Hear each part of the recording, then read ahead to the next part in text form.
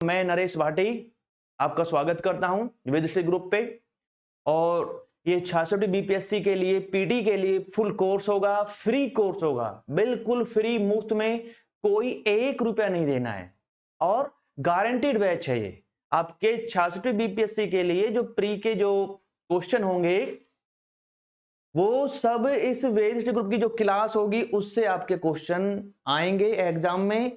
तो सीरियस होके आप लोगों को अपना टाइम देने की जरूरत है और पढ़ने की जरूरत है। पीटी पास करवाने की गारंटी वेद स्टडी ग्रुप की होगी। तो आप चिंता ना करें, सिर्फ अपना सीरियस होके हमें अपना टाइम दें और हमारे YouTube चैनल वेद स्टडी ग्रुप से जुड़ें, सब्सक्राइब करें, शेयर करें, उसे लाइक करें और हमारे साथ अपनी बीपीएससी की तैयारी को अच्छे से अच्छे करें और सिलेक्शन लें और प्रीलिम्स पास करें, मेंस और इंटरव्यू तक फाइनल सिलेक्शन आपका बीपीएससी में होना चाहिए। तो अब तक हमने जो भी टॉपिक पढ़े हैं हिस्ट्री का, उसमें स्टोनेज हमने देखा है, फिर हमने कैलकोलिथिक एज को पढ़ा, ताम्रपाषाण काल, पहले हमने पाषाण काल, ताम्रपाषाण काल और फिर हमने शुरू किया अपना सिंधु घाटी सभ्यता जिसका हम कहते हैं हड़प्पा सभ्यता। तो आज हम क्या पढ़ रहे हैं? हड़प्पा सभ्यता, सिंधु घाटी सभ्यता, सिंधु घाटी सभ्यता, सिंधु घाटी की सभ्यता या इसी को दूसरा नाम हड़प्पा सभ्यता क्या बोला जाता है? हड़प्पा कल्चर या हड़प्पा सभ्यता,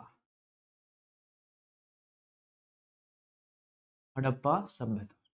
तो मैंने आपको कल कुछ बातें बताई होंगी लेक्चर में कि जैसे अगर हम बात करते हैं तो लगभग जो मेच्योर हड़प्पा का टाइम पीरियड था, जो परिपक्व हड़प्पा का टाइम पीरियड था, वो 2500 से लेके 1700 तक माना गया है इतिहासकारों के द्वारा। और कार्बन डेटिंग के अनुसार C14 के अनुसार जो इसका टाइम है वो 2300 से 1700 ईसा पूर्व में है। और अंग्रेजों के टाइम पीरियड में हमारी सभ्यता की खोज की गई थी और जॉन मार्शल थे एक अंग्रेज विद्वान जो भारतीय पुरातत्व सर्वेक्षण के जो क्या थे, डायरेक्टर जनरल थे। ASI archaeological survey of India के डायरेक्टर जनरल कौन थे? John Marshall. उनके अंडर सुपरविजन, उनके अंडर में रह के इस सिंधु घाटी सभ्यता की खोज की गई थी। समझ रहे हैं आप? और विश्व की जो प्राचीन सभ्यताएं थी उनमें से एक है हमारी ये सिंधु घाटी की सभ्यता, या इसका दूसरा नाम क्या बोलेंगे? हड़प्पा सभ्यता। क्यों? क्योंकि सबसे पहले इस सभ्यता का जो शहर खोजा गया वो था हड़प्पा, इस वजह से नाम पड़ गया इसका हड़प्पा सभ्यता। फिर बाद में और बहुत सारे इसके स्थान खोजे गए, उनकी खुदाई की गई, उनकी खोज की गई। तो बहुत सारे कई सौ हजारों इसके स्थान है। सिंधु घाटी के बाहर भी बहुत सारे स्थान मिले, जैसे राजस्थान में मिले हैं, गुजरात में मिले हैं, महाराष्ट्र तक और इधर यूपी तक भी, मेरठ तक इसके स्थान पाए गए हैं। तो ये सिंधु घाटी सभ्यता सिंधु घाटी तक ना होके उसके बाहर के क्षेत्रों में भी फैली हुई थी। ठीक है। तो दुनिया की जो प्राचीन सभ्यताएं थी उनमें से एक थी हमारी ये सिंधु घाटी सभ्यता। जैसे कि मिस्र की सभ्यता अफ्रीका में पड़ती है, और ये मेसोपोटामिया की सभ्यता इराक वाले एरिया में, और तीसरी अपनी है सिंधु घाटी सभ्यता। तो यहां से क्वेश्चन पूछा जाता है एग्जाम में कि सिंधु घाटी सभ्यता के समकालीन निम्नलिखित में से कौन कौन सी सभ्यताएं थी या कौन सी एक सभ्यता थी? समकालीन मतलब कंटेम्परेरी, मतलब जिस समय हमारे देश में सिंधु घाटी सभ्यता चल रही होती है उस समय मिस्र में मिस्र की सभ्यता चल रही है। आप जानते हैं कि मिस्र एक इजिप्ट एक देश पड़ता है कहां पे? अफ्रीका कंटिनेंट में। ठीक है। जिस समय हमारे देश में सिंधु घाटी सभ्यता, उस समय इराक में एक सभ्यता थी जिसका नाम था मेसोपोटामिया की सभ्यता, या कहे तो इराक का पुराना नाम मेसोपोटामिया। कई बार मेसोपोटामिया की सभ्यता को सुमेरियन सभ्यता भी कह दिया जाता है। समझ रहे हैं आप? तो सिंधु घाटी सभ्यता के समकालीन कौन कौन सी सभ्यता हो जाएंगी? मिस्र, इजिप्ट की सभ्यता और मेसोपोटामिया की सभ्यता। क्लियर है इतना आप सभी को? और मैंने आपको कुछ मेन फीचर्स बताए होंगे सिंधु घाटी सभ्यता के, जैसे कि ये कैसी सभ्यता थी? ग्रामीण सभ्यता थी या शहरी सभ्यता थी? शहरी सभ्यता थी। दूसरी बड़ी विशेषता, ये लोह युग की सभ्यता थी या कांस्य युग की सभ्यता थी या पाषाण युग की सभ्यता थी? तो किसकी थी ये? कांस्य युगीन सभ्यता। यानी इन लोगों ने, हमारे इन पूर्वजों ने कांसा बनाना सीख लिया था। तो ये ब्रॉन्ज एज सिविलाइजेशन, कांस्य युग की सभ्यता। क्लियर है? फिर आगे देखते हैं और क्या मेन फीचर्स था इसका। अगर इसके हम आकार की बात करते हैं तो इसके जो समकालीन सभ्यताएं थी, जैसे मिस्र की सभ्यता हो गई, मेसोपोटामिया की सभ्यता हो गई, उनसे बड़ा इसका एरिया था, क्षेत्रफल था। लगभग 13 लाख किलोमीटर स्क्वायर इसका क्षेत्रफल था, एरिया था। अगर इसके हम शेप की बात करते हैं कि सिंधु घाटी सभ्यता का आकार कैसा था, तो कैसा था, त्रिभुजाकार। समझ रहे हैं आप? क्लियर है इतना? और फिर आगे हम देखते हैं तो इसका एक जो यूनिक फीचर कहते हैं, जिसकी अद्वितीय विशेषता कहते हैं, वो थी क्या, इसकी जल निकास प्रणाली, ड्रेनेज सिस्टम इसका बहुत अच्छा था। ये दुनिया में पहली ऐसी सभ्यता थी जिसने साफ सफाई जल निकास व्यवस्था पर इतना ज्यादा ध्यान दिया, फोकस किया। समझ रहे हैं आप सभी? तो ये कुछ इसकी मेन विशेषताएं मैंने आपको बताई थी। क्लियर है यहाँ पे? अब हम आगे देखेंगे कि मैंने आपको मैप बना के दिखाया होगा कि मोहनजोदड़ो कहाँ पे है, चानुदरो, मोहनजोदड़ो, लोथल, कालीबंगा, बनावली, ये कुछ मुख्य मुख्य शहर थे इस सभ्यता के। समझ रहे हैं आप? तो अब हम एक एक करके देखते हैं कि कौन कौन से बड़े बड़े शहर थे, किस विद्वान ने, किस स्कॉलर ने या इतिहासकार ने या आर्कियोलॉजिस्ट ने उसकी खुदाई की और वहां से हमें क्या क्या मिला है। तो हर क्लास के लेक्चर से आपके एग्जाम में क्वेश्चन होंगे, इस बात की गारंटी वेद स्टडी ग्रुप लेता है। समझ रहे हैं आप सभी? तो सबसे पहले हम देखते हैं कि सभ्यता की जो खोज थी वो किसने की थी। मैंने कल बताया होगा आपको, कल के लेक्चर में था, जॉन मार्शल एक अंग्रेज विद्वान थे, उनके अंडर में रह के इस सभ्यता की खुदाई यानी खोज की गई थी। क्लियर है? और सबसे पहला जो स्थान खोजा गया था वो था हड़प्पा। क्या था? हड़प्पा। क्लियर इतने सभी को? यस। तो हम देखते हैं कि क्या क्या यहां से मिला है। ठीक है, उससे पहले थोड़ा सा हम देख लेते हैं कि इस सभ्यता, कई बार एग्जाम में पूछा हुआ क्वेश्चन है, बहुत इंपॉर्टेंट क्वेश्चन है, कि सिंधु घाटी सभ्यता का उत्तर का स्थान कौन सा था। नॉर्थ डायरेक्शन में, ये साउथ डायरेक्शन हो गई, ये ईस्ट डायरेक्शन हो गई और ये वेस्ट डायरेक्शन हो गई। ठीक है, अक्सर क्वेश्चन यहां से पूछे जाते हैं कि सिंधु घाटी सभ्यता का उत्तरी स्थल कौन सा था, नॉर्थ वाला, साउथ में कौन सा स्थल था, पूर्व में कौन सा स्थल था और पश्चिम में कौन सा स्थल था। ये बहुत ही इंपॉर्टेंट क्वेश्चन, यहां से आपका बीपीएससी हो, आपका राजस्थान पीसीएस हो, यूपी पीसीएस हो, ठीक है, छत्तीसगढ़ हो या एमपी का हो या यूपी में आपके हरियाणा पीसीएस की बात कर ले, पहले आईएएस में भी यूपीएससी में भी ऐसे क्वेश्चन पूछा करता था, लेकिन अब थोड़ा सा उन्होंने अपना पैटर्न चेंज कर दिया। ठीक है, तो यहां से अक्सर क्वेश्चन आते हैं पीसीएस में, किसी भी स्टेट की बात कर लो, बहुत इंपॉर्टेंट है कि सिंधु घाटी सभ्यता का सबसे उत्तरी स्थल कौन सा था। तो जम्मू कश्मीर में एक स्थल पड़ता है जिसका नाम था मांदा। मांदा या मांडा भी लिखा हो सकता है, मांडा या मांदा, जम्मू एंड कश्मीर में पड़ता है, जे एंड के में पड़ेगा ये स्थान मांडा। तो सबसे उत्तरी स्थान कौन सा है, मांडा या मांदा, जम्मू एंड कश्मीर। और कौन सी नदी के किनारे है ये, चेनाब नदी के किनारे, चेनाब नदी के किनारे पड़ेगा ये आपका, चेनाब नदी। क्लियर है? तो सबसे नॉर्थ वाला स्थान कौन सा हो जाएगा, सिंधु घाटी सभ्यता का मांडा, जम्मू एंड कश्मीर, और कौन सी नदी हो जाएगी, चेनाब नदी के किनारे। क्लियर है इतना? साउथ में देखते हैं कि साउथ में कौन सा था स्थान, साउथ में पड़ता दायमाबाद, दायमाबाद, कई बार इसको देमाबाद भी लिख देते हैं, ऐसे भी लिखा जाता है, देमाबाद, महाराष्ट्र के अंदर पड़ेगा, महाराष्ट्र। कहां पे, महाराष्ट्र में, एमएच मतलब महाराष्ट्र। तो साउथ वाला स्थान कौन सा है, सिंधु घाटी सभ्यता का साउथ में कहां तक फैली हुई थी, नॉर्थ में मांदा जम्मू कश्मीर, और साउथ में कहां तक, दायमाबाद या देमाबाद, महाराष्ट्र। समझ रहे हैं आप? और नदी कौन सी थी, प्रवरा नदी, प्रवरा नदी। ठीक है, तो प्रवरा नदी के किनारे था ये, प्रवरा नदी। क्लियर इतना? प्रवरा नदी जो इधर महाराष्ट्र में बहती है, गोदावरी की सहायक नदी है, नहीं नहीं सॉरी। क्लियर इतना? तो दायमाबाद सबसे मतलब महाराष्ट्र में पड़ता है ये स्थान, ये सिंधु घाटी सभ्यता का दक्षिणतम स्थान था, प्रवरा नदी के किनारे, दायमाबाद, महाराष्ट्र। क्लियर? अब ईस्ट में कौन सा था, ईस्ट की अगर बात करें तो आलमगीरपुर, आलमगीरपुर, मेरठ, यूपी। तो ईस्ट वाली कौन सी जगह थी, पूर्व में कहां तक फैली हुई थी ये सभ्यता, आलमगीरपुर, मेरठ, आलमगीरपुर, मेरठ, यूपी। समझ रहे हैं, मेरठ यूपी। और कौन सी नदी के किनारे था, हिंडन नदी के किनारे। यमुना की एक सहायक नदी है ये, हिंडन नदी के किनारे।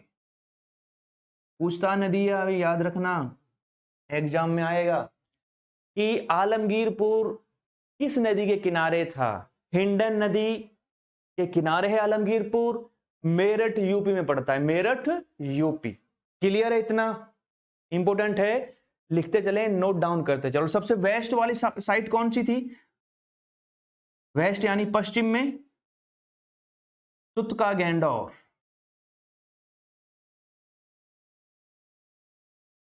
तुक्ता गैंडोर पाकिस्तान। और नदी कौन सी थी, दास्क नदी के किनारे।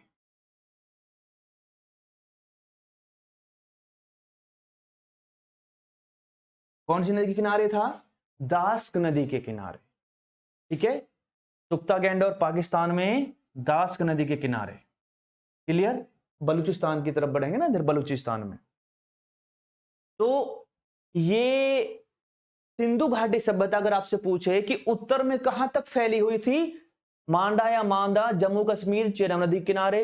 दक्षिण में कहां तक फैली हुई थी, दायमाबाद, देमाबाद, महाराष्ट्र, प्रवरा नदी के किनारे पड़ता है। पूर्व में कहां तक फैली हुई थी ये सभ्यता, आलमगीरपुर, मेरठ, हिंडन नदी के किनारे। और पश्चिम में कहां तक थी, सुख्ता गैंडोर पाकिस्तान, दास्क नदी के किनारे। जैसे अगर आज हम कहते हैं ना, भारत जम्मू कश्मीर से लेकर कन्याकुमारी तक एक है, पूर्व से लेकर पश्चिम तक एक है, तो ऐसे ही ये सभ्यता भी इस तरह से पूर्व पश्चिम उत्तर दक्षिण तक इन स्थानों तक फैली हुई थी। बहुत बड़े एरिया में ये सभ्यता फैली हुई थी, बसी हुई थी, लगभग 13 लाख किलोमीटर स्क्वायर। समझ गए, आज के पाकिस्तान से बड़ा एरिया। और अपने समकालीन जो सभ्यताएं थी, जैसे मिस्र की सभ्यता, मेसोपोटामिया की सभ्यता, तो उनसे भी बड़ा एरिया था हमारी इस सभ्यता का, जिसका नाम था सिंधु घाटी की सभ्यता या हड़प्पा सभ्यता। क्लियर है इतना सभी को। तो मैं उम्मीद करता हूं कि यहां तक सारी चीजें आपको क्लियर हुई होंगी और आपने चीजों को समझा होगा, लिखा होगा। तो इसका आप स्क्रीनशॉट ले सकते हैं या अपनी कॉपी में इसको नोट डाउन कर सकते हैं। फिर मैं मिटाता हूं, फिर हम आगे चलते हैं। क्लियर है इतना सभी को, समझ रहे हैं आप सभी, यस, ठीक है। अगर हम देखते हैं ना, मैंने बताया था इसका, इसकी शेप कैसी थी, आकार कैसा था इसका, त्रिभुजाकार था ना। तो हम इसके जब स्थानों को सभी को मिलाने की कोशिश करते हैं, नॉर्थ साउथ वालों को, तो एक त्रिभुज जैसी आकृति बन जाती है। जैसे देखने की कोशिश करते हैं, देखिए यहां से अगर मिलाते हैं तो ये एक बनेगी त्रिभुज। इधर भी ऐसे देखते हैं तो इस टाइप से कैसी आकृति बनाए, त्रिभुजाकार बन जाती है। ठीक है, तो इस तरह से ये सिंधु घाटी जो सभ्यता है त्रिभुजाकार थी। समझ रहे हैं,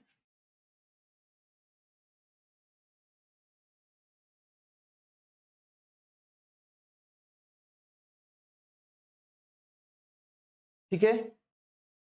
तो उम्मीद करता हूं यहां तक आपको चीजें क्लियर हुई होंगी, समझ में आई होंगी। तो इसको लिख लें अपनी कॉपी में, नोट डाउन कर लें। क्लियर है, ठीक है। तो सबसे उत्तरी स्थान मांडा या मांडा, जम्मू कश्मीर, चेनाब नदी के किनारे। सबसे साउथ वाला स्थान दायमाबाद, महाराष्ट्र, प्रवरा नदी। और ये आपका पूर्व में आलमगीरपुर, मेरठ, हिंडन नदी के किनारे। पश्चिम में सुख्ता गैंडा और दास्क नदी के किनारे पाकिस्तान के अंदर। क्लियर है, चलिए। तो अब हम एक एक करके सिंधु घाटी सभ्यता के जो मेन शहर थे, बड़े बड़े स्थान थे, शहर थे, जहां से बहुत इंपॉर्टेंट हमको चीजें मिली हैं, जो एग्जाम में पूछे जाते हैं, उनको देखते हैं। किस शहर की खोज किस इतिहासकार ने या किस आर्कियोलॉजिस्ट ने की, विद्वान ने की, और वहां से क्या क्या वस्तुएं मिली। ठीक है, और जो आपके एग्जाम के उससे काफी महत्वपूर्ण हो जाता है, इंपॉर्टेंट हो जाता है। चलिए, तो ये मैं अब उम्मीद करता हूं कि आप लोगों ने नोट कर लिया होगा, अपनी कॉपी में लिख लिया होगा या इसका स्क्रीनशॉट ले लिया होगा। ठीक है, तो अब हम आगे चलते हैं। क्लियर है यहां तक सबको, ठीक है, यस, चलिए। तो अब हम आगे बढ़ते हैं और एक एक करके सभ्यता के जो मुख्य मुख्य स्थान हैं उनको देखते हैं। क्लियर है यहाँ तक? तो ये आपके एग्जाम के उससे बहुत ही इंपॉर्टेंट ये टॉपिक है, सिंधु घाटी सभ्यता। समझ रहे हैं आप सभी?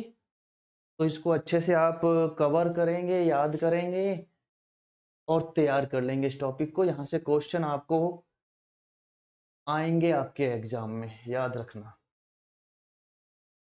तो सबसे पहले हम देखते हैं हड़प्पा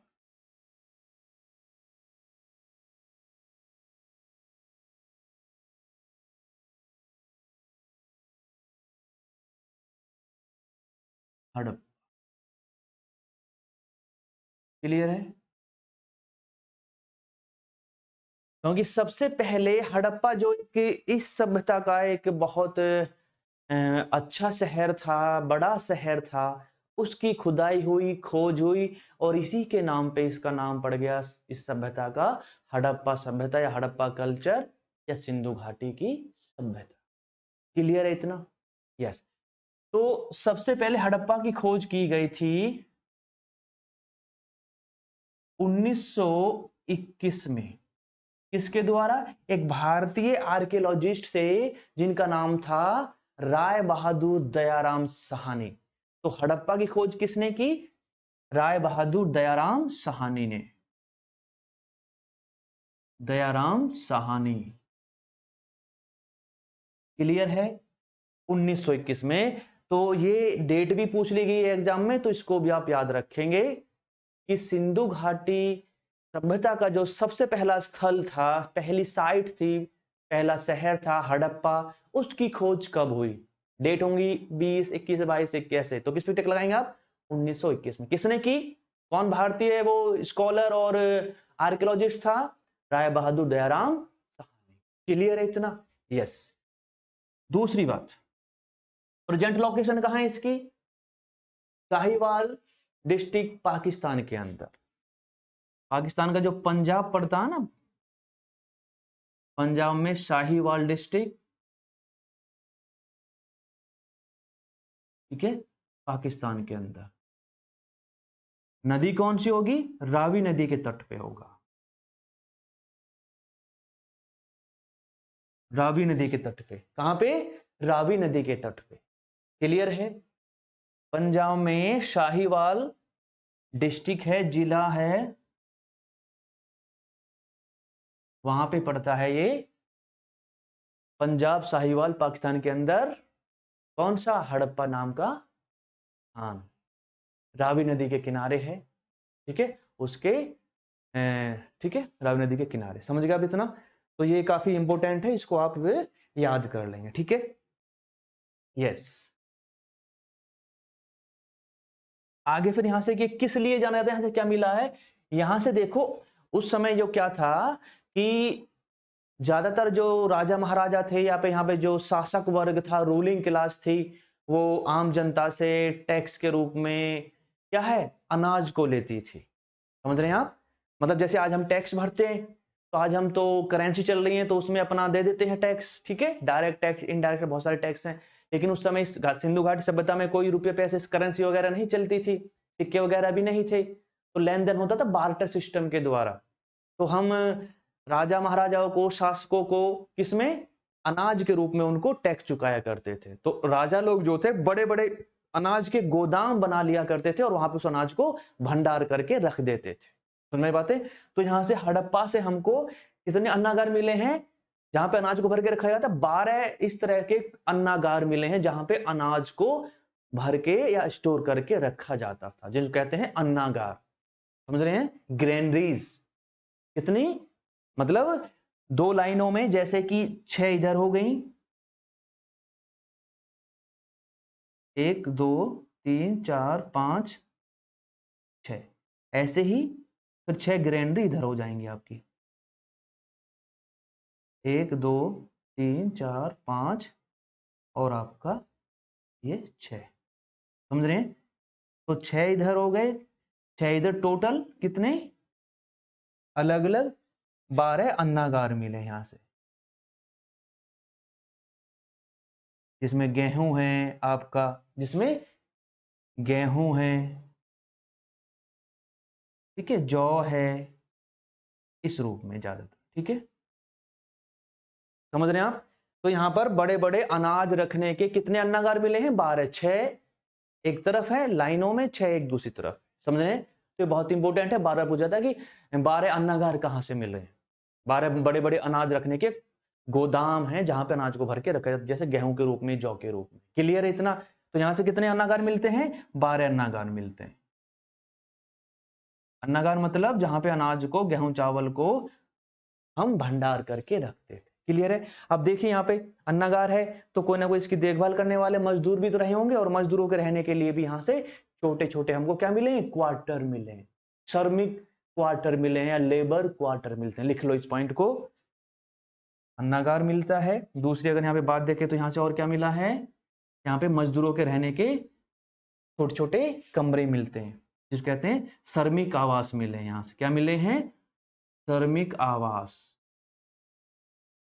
ठीक है, लेबर क्वार्टर, मजदूरों के रहने के लिए क्वार्टर। तो श्रमिक आवास मिलते हैं, मजदूरों के रहने के लिए क्वार्टर यहां से मिले हैं। ठीक है, मजदूरों के रहने के लिए क्वार्टर। समझ रहे हैं? और क्या मिलता है यहां से? कब्रिस्तान।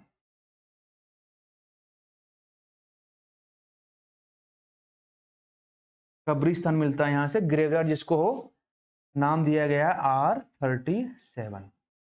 यानी हड़प्पा के जो लोग थे वो अपने पूर्वजों को दफनाते थे, तो यहां से क्या मिलता है? कब्रिस्तान मिला है, सिमेट्री, जिसको नाम दिया गया R37।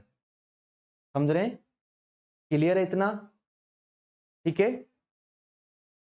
कब्रिस्तान, यहां से गेहूं और चावल के साक्ष्य मिलते हैं, एविडेंस मिलते हैं, क्योंकि सीधी बात अन्नागार है तो गेहूं चावल तो मिलेंगे मिलेंगे। ठीक है, कब्रिस्तान मिलता है, मजदूरों के रहने के लिए आवास हो या लेबर के लिए यहाँ छोटे छोटे कमरे मिले हैं जिनको मजदूर आवास या लेबर क्वार्टर कह देते हैं, मजदूरों के क्वार्टर, रहने के लिए क्वार्टर। ठीक है, वो मिलते हैं। माँ देवी की मिट्टी की मूर्तियां मिली हैं यहाँ से, जिसको मातृ देवी या माँ देवी कहते हैं। माँ देवी की मूर्ति मिली है, मिट्टी की, पकी हुई मिट्टी की। मातृ देवी या माँ देवी की मिट्टी की बनी हुई यहाँ से बहुत सारी मूर्तियां मिली हैं, जो पूजा पाठ करने के लिए या घरों में अपना कोई धार्मिक रीति रिवाज को पूरा करने के लिए बनाई जाती थी। तो मातृ देवी की, माँ देवी की बहुत सारी यहाँ से क्या है?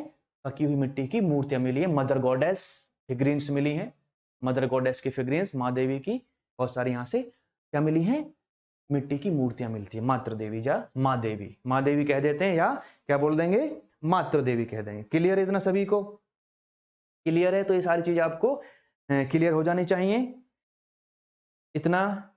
ठीक है, और यहां से क्या मिलता है? हड़प्पा से यहां से हमको डाइस मिली है। ठीक है, शतरंज, पासा। तो ये लोग पासे का खेल खेलते थे, पासा। शकुनी मामा याद है? वही पासा। तो यहां से डाइस यानी पासा के भी यहां से हमको जानकारी मिलती है। यहां से एक मिरर भी मिला है, तांबे का मिरर भी यहां से मिला है, कॉपर मिरर मिला है। यहां से और क्या मिलता है? तांबे का मिरर मिला है, मिरर, दर्पण। ठीक है, तांबे का दर्पण मिला है यहाँ पे, दर्पण। समझ रहे हैं आप सभी? तांबे का दर्पण मिला। तो बहुत ही फैशनेबल लोग थे। और जैसे आज वुमेन है, महिलाएं श्रृंगार करती हैं, श्रृंगारदानी होती हैं, जिसको मेकअप किट कहते हैं, तो हड़प्पा से भी ऐसी एक श्रृंगारदानी मिली है जिसको कहते हैं वेंटी बॉक्स, मेकअप किट। ठीक है, हाँ जी। तो ये लोग भी काफी फैशनेबल थे, महिलाएं पुरुष दोनों लोग काफी फैशनेबल थे, काफी फैशन वगैरह किया करते थे। कभी सोचते हैं कि आज हम ही या आप लोग फैशन करते हैं, आजकल की महिलाएं फैशनेबल हैं, इस जमाने की महिलाएं भी काफी फैशनेबल हुआ करती थी। मिरर है, दर्पण मिला है, ठीक है, तांबे का। और श्रृंगारदानी यहां से मिलती है। क्या मिलती है? श्रृंगारदानी यहां से मिली है, याद रखना, बहुत इंपॉर्टेंट चीज है। ठीक है, श्रृंगारदानी। तो महिलाओं, जो महिलाएं थी वो हमारे साथ, पुरुष के साथ कंधे से कंधा मिला के हमारे साथ चली आ रही है पाषाण काल से ही। ठीक है, यस, ठीक। और एक और बहुत इंपॉर्टेंट जानकारी, ये लोग जो थे पृथ्वी को एक प्रजनन शक्ति के रूप में, एक माँ के रूप में उसकी पृथ्वी माँ को एक माँ मानकर उसकी पूजा किया करते थे। तो मोहनजोदड़ो से एक ऐसा चित्र मिला है मोहर के ऊपर, सील के ऊपर, जिसमें एक स्त्री के गर्भ से पौधा निकलते हुए दिखाया गया है, जिसको इतिहासकारों ने क्या माना है, भाई ये माँ देवी की पूजा करते थे, या पृथ्वी को एक उर्वरा की देवी, एक फर्टाइल गॉडेस के रूप में उसको पूजते थे। तो लिख लो इस जानकारी को, बहुत इंपॉर्टेंट है। तो ये मैं इतना मिटा दूं, उम्मीद करता हूं सारे लोगों ने लिख लिया होगा, समझ लिया होगा। ठीक है, तो एक बार इसका स्क्रीनशॉट ले लें और अपनी कॉपी में लिख लें, या तो स्क्रीनशॉट ले सकते हैं आप इसका, या इसको आप अपनी कॉपी पे नोट डाउन कर सकते हैं। सारी जानकारी हड़प्पा से मैंने आपको यहाँ पे दे दी। क्लियर है? ठीक है, बहुत इंपॉर्टेंट है। हड़प्पा से क्या क्या मिलता है? पासा यहाँ से मिला है, दर्पण मिला है, श्रृंगारदानी यहाँ से मिलती है, माँ देवी की पकी मिट्टी की बहुत सारी मूर्ति मिलती है, कब्रिस्तान यहाँ से मिलता है, मजदूरों के रहने के मजदूर क्वार्टर, श्रमिक आवास यहाँ से मिलते हैं, 12 अन्नागार यहाँ से मिले हैं। समझ में आ रही बातें? ठीक है, रावी नदी के तट पे है, पंजाब साहिवाल पाकिस्तान में पड़ता है, और दयाराम साहनी ने इसकी खोज की थी।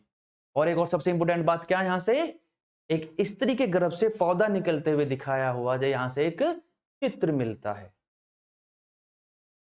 लिख लो, हड़प्पा से स्त्री के गर्भ से पौधा निकलते हुए एक चित्र प्राप्त हुआ है, जिससे पता चलता है कि ये लोग पृथ्वी को एक उर्वरा की देवी या प्रजनन शक्ति के रूप में उसकी पृथ्वी की पूजा किया करते थे। क्लियर है? तो हड़प्पा से स्त्री के गर्भ से पौधा निकलते हुए चित्र प्राप्त हुआ है, जिससे पता चलता है कि ये पृथ्वी को एक माँ देवी के रूप में, एक माँ के रूप में उसकी पूजा करते थे, प्रजनन शक्ति के रूप में। क्लियर है इतना?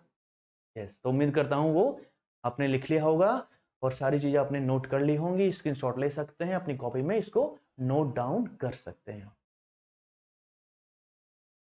क्लियर इतना? हो गया? कीजिए, जल्दी कीजिए, जल्दी नोट डाउन कर लें।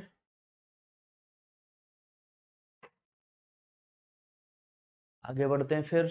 ठीक है, हो गया? यस, ठीक है, चलिए।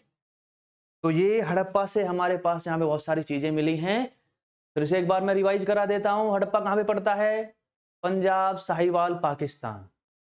ठीक है, किस नदी किनारे? रावी नदी के किनारे। किसने खोज की? दयाराम साहनी 1921। क्या क्या मिला यहाँ से? यहाँ से कब्रिस्तान मिलता है, यहाँ से 12 अन्नागार मिलते हैं, मिरर मिला है, यहाँ से तांबे का एक दर्पण मिला है, चेहरा देखने के लिए है, बार बार संवारने के लिए है, चेहरा क्या देखते हो दिल में उतर कर देखो ना। ठीक है, और यहाँ पे फिर हमने देखा, यहाँ पे मातृ देवी की बहुत सारी पकी मिट्टी की मूर्तियां मिली है यहाँ से। ठीक है, दर्पण मिला है, पासा मिला है, और श्रृंगारदानी यहाँ से प्राप्त होती है। क्लियर? और सबसे बड़ी बात, यहाँ पे एक स्त्री के गर्भ से पौधा निकलते हुए दिखाया गया है, जिससे पता चलता है कि ये पृथ्वी को एक माँ देवी के रूप में, एक प्रजनन शक्ति के रूप में, उर्वरा शक्ति के रूप में उसकी पूजा किया करते थे पृथ्वी। क्लियर है? यस, चलिए। तो सारी चीज आपको हो गई होंगी क्लियर, उम्मीद करता हूं। अब हम अगला स्थान देखते हैं। ये हमने हड़प्पा देखा, अब हम लिखेंगे मोहनजोदड़ो। ठीक है, उम्मीद करता हूं यहां से क्वेश्चन आपके छूटने नहीं चाहिए। अब बात करते हैं मोहनजोदड़ो। यस, अगला स्थान कौन सा है? सिंधु घाटी सब, ये हड़प्पा, मोहनजोदड़ो, कालीबंगा, बनावली, लोथल, ढोलावीरा, चानुदेरो। ठीक है, ये सब इस सिंधु घाटी सभ्यता के जमाने के शहर है। कुछ छोटे शहर है, कुछ बड़े शहर, जैसे आज भारत में दिल्ली, कोलकाता, मुंबई, बंगलौर, ये बड़े बड़े शहर है ना, उसी टाइप से ये जो मैं आपको बता रहा हूं, ये सब सिंधु घाटी जो टॉपिक है हमारा, उसी के अंदर हम अब इस सिंधु घाटी सभ्यता में जो शहर थे, कुछ छोटे शहर थे, कुछ बड़े शहर थे, उनके बारे में हम पढ़ रहे हैं कि उस शहर की खोज किसने की, कब की, या वहां से क्या क्या इंपॉर्टेंट चीजें हमको प्राप्त हुई थी, जो आपके एग्जाम में क्वेश्चन पूछे जाते हैं, पीसीएस में और यूपीएससी में, आईएएस के एग्जाम। क्लियर है इतना सभी को? यस, चलिए। तो हम एक और स्थान देखते हैं अब अगला, सिंधु घाटी सभ्यता, जिसका नाम था मोहनजोदड़ो।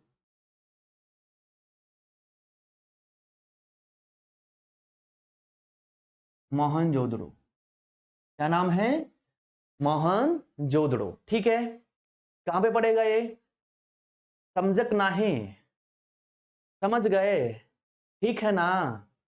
मोहनजोदड़ो कहां पे है? ये आपका सिंध पाकिस्तान में पड़ेगा। सिंध एक स्टेट है पाकिस्तान के अंदर, सिंध पाकिस्तान। कहां है इसकी लोकेशन? सिंध पाकिस्तान के अंदर। मोहनजोदड़ो कहां पे है? सिंध पाकिस्तान में। क्लियर है? यस। और किस नदी के किनारे है? सिंधु नदी के किनारे है ये। कौन सी नदी है? सिंधु नदी। किसने खोज की? 1922 में आर डी बनर्जी यानी राखल दास बनर्जी ने इस मोहनजोदड़ो स्थान की खोज की, इसको एक्सकेवेट किया। ठीक है, इसकी खुदाई की और फिर यहां से बहुत सारी जानकारी, बहुत सारी चीजें हमारे सामने निकल के आई। क्लियर? तो सिंधु घाटी सभ्यता का सबसे बड़ा शहर माना गया है अभी तक, जिसका नाम है मोहनजोदड़ो।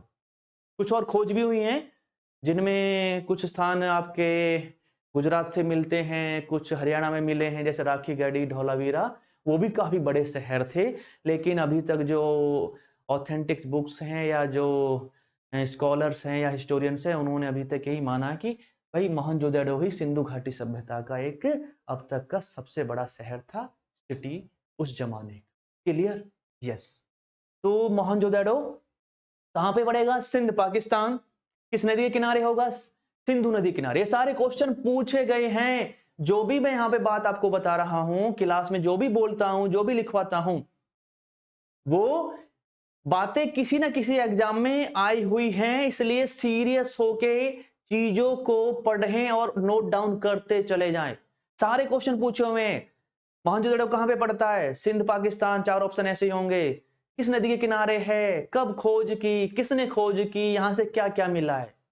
तो यहां पे कोई भी एक भी शब्द ऐसा नहीं है जो आपके एग्जाम में ना पूछा गया हो, या एक भी कोई ऐसी जानकारी या ऐसा फैक्ट या ऐसी इंफॉर्मेशन नहीं है जो आपके एग्जाम में ना आया हो, किसी ना किसी एग्जाम में, पीसीएस हो, आईएएस हो, या और भी आप एग्जाम जब दोगे। समझ रहे हैं ना? तो यहां जो भी करवाया जा रहा है, इससे बाहर क्वेश्चन नहीं होंगे। गारंटीड क्वेश्चन हर क्लास के लेक्चर से, टॉपिक से क्वेश्चन आपके बीपीएससी 66 में मिलेंगे, आपको याद रखना। क्लियर है? चलिए, तो किसने खोज की?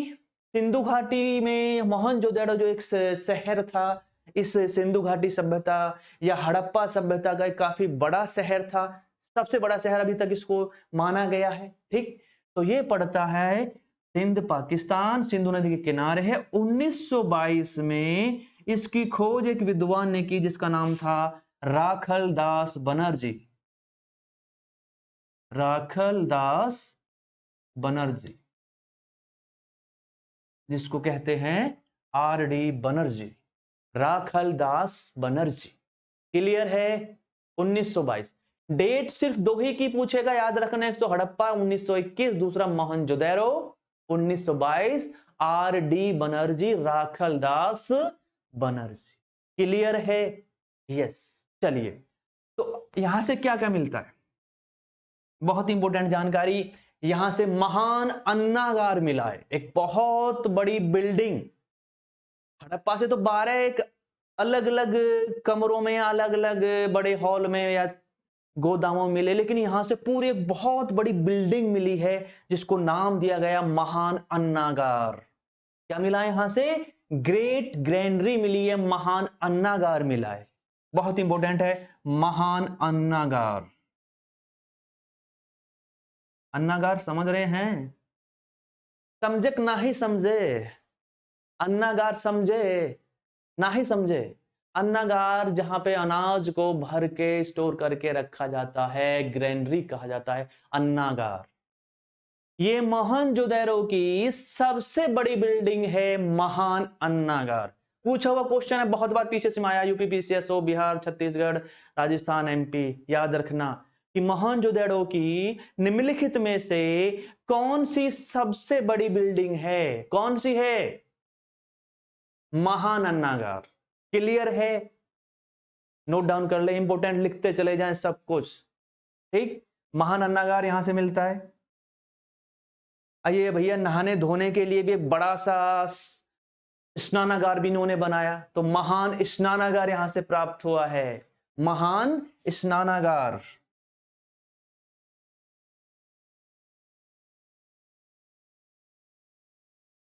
महान स्नानागार यहां से मिलता है।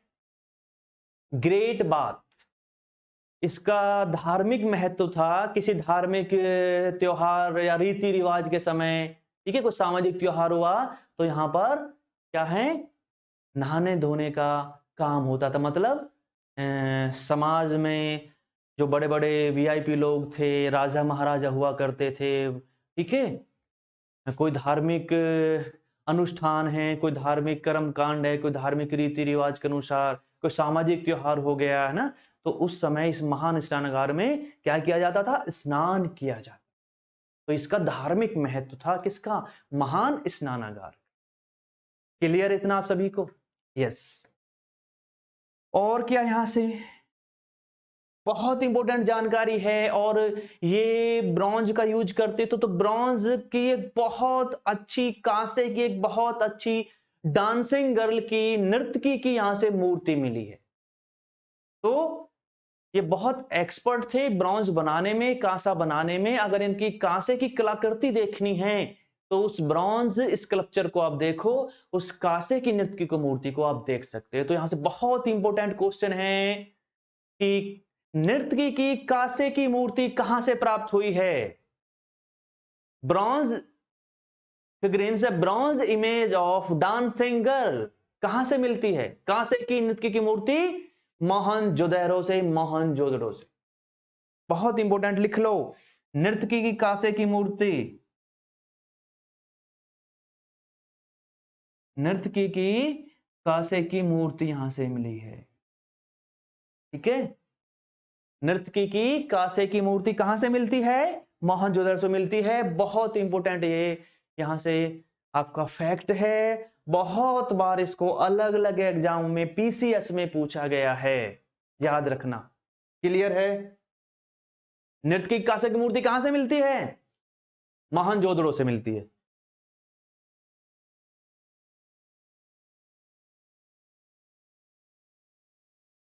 तो उम्मीद करता हूं कि चीजें आपको क्लियर हुई होंगी और याद रहेंगे। ठीक है, नर्तकी की कांसे की मूर्ति कहां से मिलती है, मोहनजोदड़ो से ही। बहुत इंपॉर्टेंट है, बहुत इंपॉर्टेंट है, ये भी बहुत इंपॉर्टेंट है, याद रखना। ठीक है, महानन्नागार, महान स्नानागार, नर्तकी की कांसे की मूर्ति। आप लोग शिव जी भगवान की पूजा करते होंगे हिंदू धर्म में, तो यहां से भी इस जमाने में भी ये लोग ऐसे ही एक भगवान की पूजा करते थे। एक सील के ऊपर, एक मोहर के ऊपर ऐसे ही शिव जी जैसे भगवान हैं उनका चित्र मिलता है। उनके चारों तरफ कुछ पशु हैं, ठीक है, वो ध्यान की मुद्रा में बैठे हुए हैं और ध्यान लगाए हुए हैं। चारों तरफ उनके कुछ पशु हैं, उनके सिर पर सींगों वाला मुकुट मिलता है, योगी की मुद्रा में, ध्यान की मुद्रा में है, जिसको कुछ इतिहासकारों ने क्या कहा है, पशुपतिनाथ कहा है, या प्रोटो शिवा या आदि शिव माना है। तो शिव जैसे जो भगवान थे सिंधु घाटी के लोग, या एक सींग वाले देवता, ठीक है, एक पशुपतिनाथ का चित्र मोहर पे जो बना हुआ है, सील के ऊपर जो बना हुआ, वो कहां से मिलता है, वो मिलता है मोहनजोदड़ो से मिलता है, मोहनजोदड़ो से मिलता। समझ गए? तो इसको लिखो, बहुत इंपॉर्टेंट जानकारी है कि पशुपतिनाथ, पशुपतिनाथ या आदि शिव का चित्र मिल रहा है। कहां से मिला है, मोहनजोदड़ो से। पशुपतिनाथ या आदि शिव का चित्र कहां से मिलता है, मोहनजोदड़ो से मिला, जो एक मोहर पे बना हुआ है। इनके चारों तरफ पशु जैसे हाथी, गेंडा, बाघ, ठीक है, हाथी, गेंडा, बाघ और भैंसा, चारों तरफ पशु, इनके इस तरह से पशु मिलते हैं। ये ध्यान की मुद्रा में बैठे हुए हैं, ठीक है, योग की मुद्रा में हैं। इनको पशुपतिनाथ या आदि शिव कहा गया है। तो ये एक सींग वाले देवता हैं या सींगों वाला मुकुट इन्होंने पहना हुआ है, जिसकी पूजा ये सिंधु घाटी के लोग किया करते थे। तो पशुपतिनाथ आदिशिव का चित्र कहां से मिलता है? मोहनजोदड़ो से मिलता है। बहुत ही इंपोर्टेंट जानकारी है ये, इसको आप याद रखेंगे। क्लियर है इतना?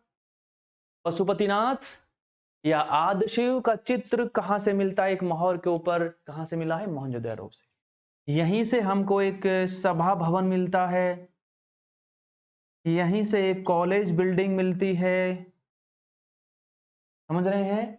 और यहीं से हमें कपास के बारे में जानकारी मिलती है। कपास मिली है, सूती कपड़ा भी यहां से मिला है, सूती कपड़ा का टुकड़ा।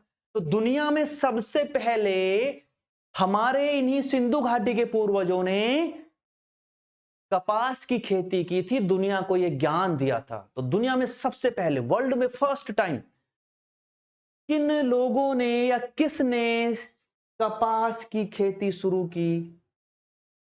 सिंधु घाटी के जो लोग थे, हमारे जो पूर्वज थे, इन्होंने दुनिया को यह ज्ञान दिया। तो दुनिया में सबसे पहले कपास की खेती किसने की? सिंधु घाटी के लोगों ने, और यह ज्ञान उन्होंने दुनिया को दिया, दुनिया तक पहुंचाया। क्लियर है सभी को? तो ये कुछ इंपोर्टेंट, बहुत ही महत्वपूर्ण जानकारी मोहनजोदड़ो से मिलती है।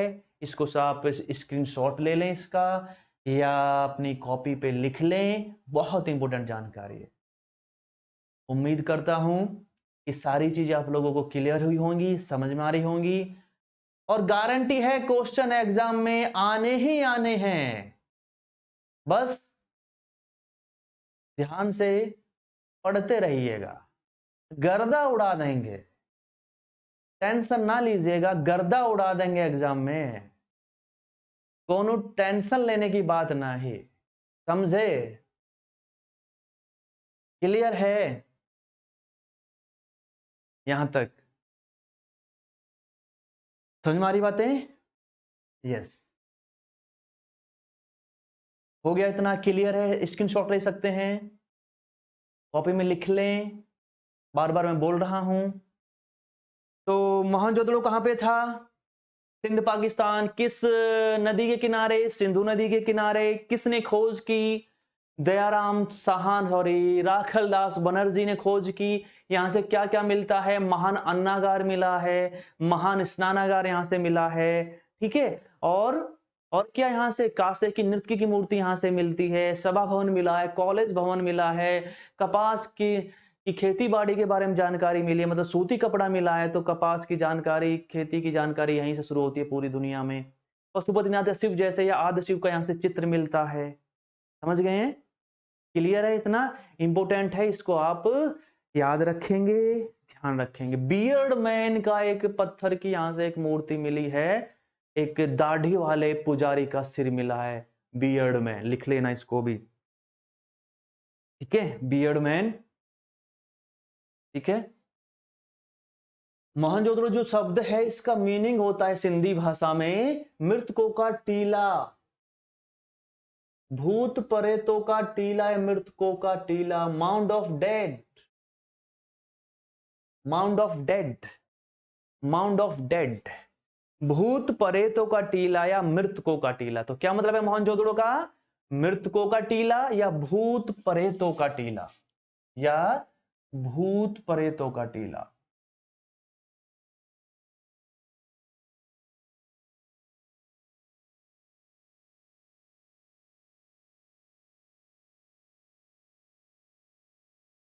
मृतकों का टीला या भूत प्रेतों का टीला।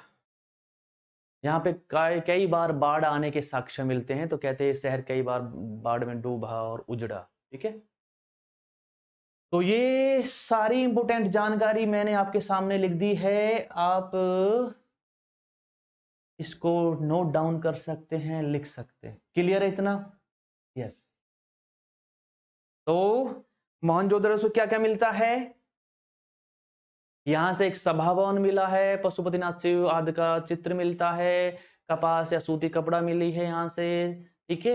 सिंधु नदी किनारे था, राखल बनर्जी ने खोज की है इसकी। महान अन्नागार मिला है, महान स्नानागार मिला है, कांसे की नृत्य की मूर्ति मिलती है। क्लियर? यस। चलिए, तो ये हुआ मोहनजोदड़ो। उम्मीद करता हूं आपको समझ गए होंगे। अब अगला शहर देखते हैं कहां से क्या क्या मिला है।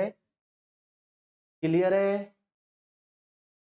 तो ये इंपोर्टेंट जानकारी मोहनजोदड़ो से थी।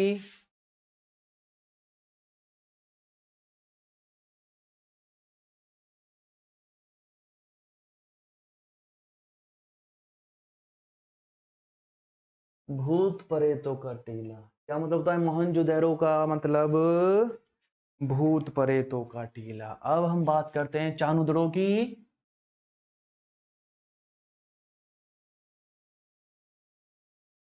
चानुदड़ो,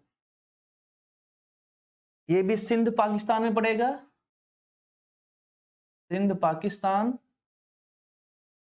ये भी सिंधु नदी के किनारे है। इसकी खोज किसने की थी? एमजी मजूमदार ने की थी। एमजी मजूमदार, किसने की थी? एमजी मजूमदार। एक, ठीक है, एमजी मजूमदार। तो ये एक औद्योगिक क्षेत्र था, एक इंडस्ट्रियल साइट थी। यहाँ पे छोटी छोटी बहुत सारी फैक्ट्रियां थी, जैसे कि यहाँ पे कांसे का बहुत सारा सामान बनाया जाता था, तांबे का, कांसे का, ठीक है। यहाँ पे बहुत सारी मोहर, सील वगैरह बनाई जाती थी। तो ये एक इंडस्ट्रियल एक साइट थी, एक औद्योगिक केंद्र था। ये क्या था? एक औद्योगिक केंद्र था चानुद्रो, ठीक है। लिख लो, औद्योगिक केंद्र था, एक औद्योगिक केंद्र था। यहाँ पर मन के बनाने के बहुत सारे कारखाने थे। मन के बनाए जाते, मन के बनाने के यहाँ पे कारखाने थे। मन के बनाने के कारखाने। बीड्स मन के बनाए जाते, जो मालाएं, जिनसे मालाएं वगैरह बनाई जाती है, हार वगैरह या कुछ आभूषण यानी ऑर्नामेंट वगैरह यहाँ से बनाए जाते हैं, ठीक है ना। मन के बनाने कारखाने, यहाँ पे मन के बनाए जाते थे, बीड्स मेकिंग, ठीक है, बीड्स मेकिंग। तो चानुदड़ो कहाँ पे है? सिंध पाकिस्तान, सिंधु नदी के किनारे। किसने खोज की इसकी? एमजी मजूमदार। एक औद्योगिक केंद्र था, यहाँ पर कांसे का काम, तांबे का काम, सील, मोहर बनाई जाती थी, और मनके बनाने का एक कारखाना था, जिनसे माला, मोती और गहने और इस आभूषण बनाए जाते थे। मन के बनाने का कारखाना, तो यहाँ पे बीड्स मेकिंग, मन के बनाए जाते थे, ठीक है। और यहाँ से आपने एक गाना सुना होगा, हाय रे होठ लाली। तो यहां से होठ लाली मतलब यहां से लिपस्टिक मिलती है, ठीक है, लिपस्टिक, ठीक है, लिपस्टिक मिली है यहां से, ठीक है, लिपस्टिक, लिपस्टिक याद रखना, ठीक है, लिपस्टिक मिलती है यहां से, ठीक है। एक यहां से इंक पॉट यानी शाही की दावत मिली है, इंक, शाही, शाही की दावत मिली है, इंक पॉट, ठीक है, इंक पॉट, लिपस्टिक, ठीक है, लिपस्टिक,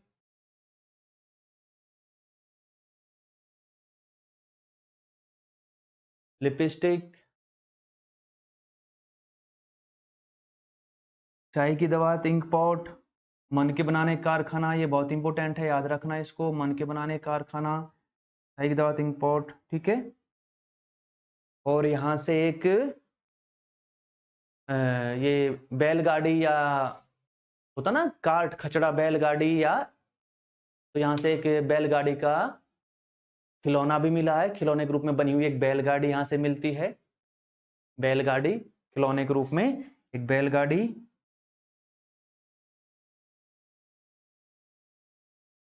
ठीक है, बैलगाड़ी, समझ रहे हैं, एक बैलगाड़ी यहां से मिलती है, मिट्टी की बनी हुई है बैलगाड़ी का ये खिलौना टाइप बैलगाड़ी। तो चानुदड़ो की पहचान किस लिए है? यहाँ के कुछ लोग कुशल कारीगर थे। मोदी जी तो अब चला रहे हैं स्किल इंडिया ये, लेकिन ये बहुत पहले जानते थे इस कुशलकारी को। तो यहाँ पे अच्छे श्रमिक जो थे वो अच्छे कुशल श्रमिक थे, कुशल कारीगर थे। यहाँ पे मन के बनाए जाते थे। एक फैक्ट्रियाँ थी यहाँ पे बहुत सारी छोटी-छोटी अलग-अलग काम धंधे की, ठीक है। औद्योगिक केंद्र था। लिपस्टिक मिलती है यहाँ से, आए रहे ओट ला ली, हाँ, ठीक है। और शाही की दवात, बैलगाड़ी, मन के, ठीक है। तो ये सारी जानकारी बहुत ही इंपॉर्टेंट है। इसका स्क्रीनशॉट आप ले लें या अपनी कॉपी में लिख लें। तो चांद रोज क्या क्या मिलता है?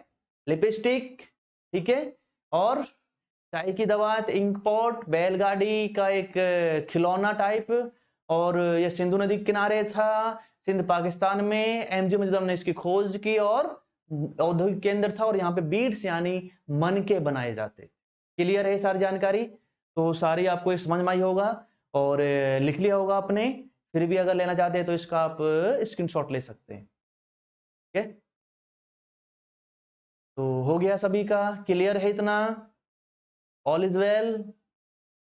ओके, क्लियर कर लिया सबने?